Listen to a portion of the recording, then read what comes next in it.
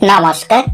आज आसतु शुणा ओडिशार घरे घरे परिचित गोटे सुंदर कहानी पंचतंत्र संगृहित आजिर कहानी ब्राह्मण ओ बाघ। कहानी टी शेष पर्यंत शुणी लाइक करने सहित चैनल को सब्सक्राइब करने को अनुरोध। गोटाई गाँटाई थाए सेही गाँ रे जने ब्राह्मण लोक बास करुथांती। ब्राह्मण जनक पूजा पाठ करी जहा रोजगार करुथांती सेइथिरे निजर परिवार पोषण करुथांती। एमती दिने ब्राह्मण जनकर काम निकट सहर रे पड़िला। सहर को जिबाकू हेले जंगलटाई पारी करिबाकू हेबो। ब्राह्मण जनक जंगल रास्ता देई सहर को चलिले। एमती किछि बाट जिबा परे ब्राह्मण जनक देखिबाकू पाइले रास्ता कड़े महाबल बाघटाई जंतारे पड़ी गर्जन करुछि। ब्राह्मण को देखि महाबल बाघ कहिला, हे ब्राह्मण, मो पाई गोटे उपकार कर, मोते ए जंतारु उद्धार कर। मोते ए जंतारु उद्धार कले मु तुमको अनेक सुनार अलंकार उपहार देबी। बाघर कथा शुणी ब्राह्मण जनक सेहिठारे अटकी रही किछि समय भाबिबाकू लागिले। एहा परे ब्राह्मण जनक कहिले, मोर काई तुम उपरे टिकी भी विश्वास हेउ नाही।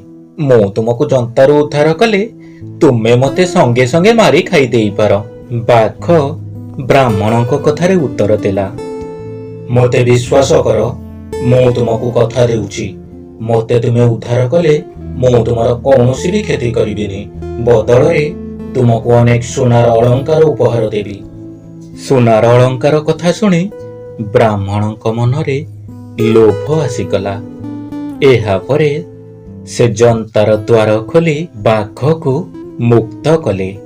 जंतारु मुक्ति पाइबा परे बाघ एथर कहिला, ए जंतारे पड़ी मु 2 दिन हेला भोकिला अछि। एबे तुमको आहार करी मु मोर भोक मेंटाइबी। बाघ कथारे ब्राह्मण जनक डरी गले, तथापि साहस करी से कहिले, किंतु तुमे तो कथा देइथिलो मो तुमको उद्धार कले तुमे मोर कौनसी क्षति करिबो नाही। एबे पुणी मोते खाइबा पाई कोन कहूच। ठीक सेही समय रे सेई बाट देई श्रृगाल जाउथिला। ए दुईଙ୍କ कथा शुणी श्रृगाल सेईठी अटकी गला।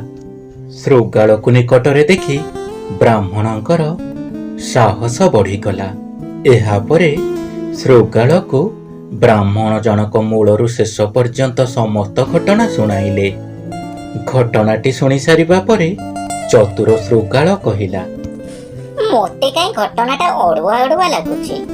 बाघ मामू जंतारे पड़िथिले आ तुमे तांको उद्धार कल। माने मो कहिबा कथा हला एड़िकिटिए जंतारे बाघ मामू पड़िले किपरि?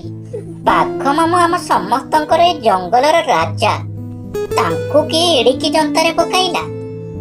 श्रृगाल कथारे बाघ कहिला, तू कोन कहिबाकू चाहुछु?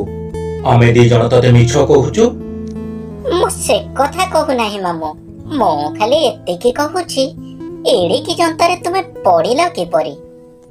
श्रृगाल मुहरु एतिकी कथा शुणी बाघ संगे संगे प्रमाण देबाकू जाई जंता भितरे पशिगला। श्रृगाल एही सुजोग अपेक्षारे थिला। विलंब न करी से जंतार द्वार बंद करिदेला। बाघटी पुनर्बार पुणी थरे जंता भितरे बंदी होई गला। बुझिला मामू, एबे सेई जंतारे पड़ी छटपट होई मर। तुम परे भयंकर जीवन केबे भी उपकार करबा उचित नुहे। चतुर श्रृगालर बुद्धि बଳରେ ब्राह्मण जनक सेदिन निजर जीवन बंचाइले। सेइथि पई कुहा जाईछि, सबु काम बुद्धि बଳରେ करिबा उचित।